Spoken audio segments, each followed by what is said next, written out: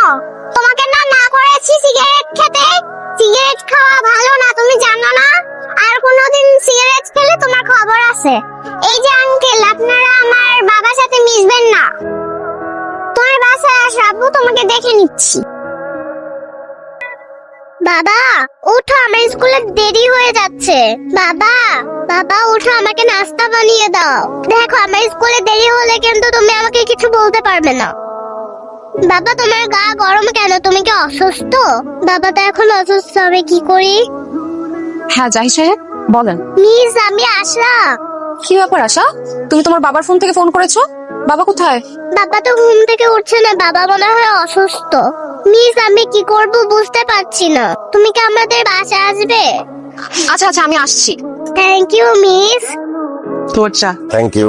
কি রে মা, কোথায় যাচ্ছিস তুই এই সময়? বাবা আমি একটু আশাদের বাসায় যাচ্ছি। আশাদের বাসায় কেন? এখন তো পড়ানোর সময় না। মা পড়াতে যাচ্ছি না তো, একটু কাজ আছে। আসার বাসায় তোর অন্য কি কাজ? দাদা আজকে তুই বাসার বাইরে যেতে পারবি না। কি বলছো বাবা? আমি কেন এখন বাসার বাইরে যেতে পারবো না? তোকে কাল রাতে বললাম না আগামীকাল পাত্রপক্ষ তোকে দেখতে আসবে, তুই কি ভুলে গেলি? মা সেটা তো আগামীকালকে আসবে, আজকে তো আর তারা আসছে না। আমার একটু যেতেই হবে, কারণ আশার বাবা অসুস্থ।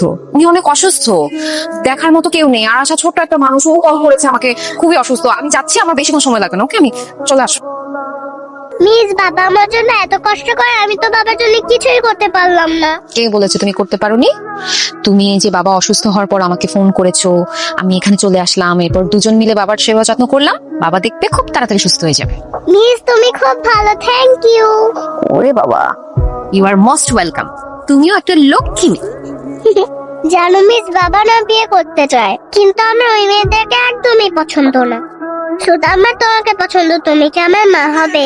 আশা এখন আমার বাসায় যেতে হবে, তুমি বাবার দিকে খেয়াল রাখবে। আর বাবা যদি উঠে যায় তখন আমাকে ফোন দিয়ে জানাবে, ঠিক আছে? ঠিক আর আছে। কোনো দরকার হলে আমাকে ফোন করবে, ওকে?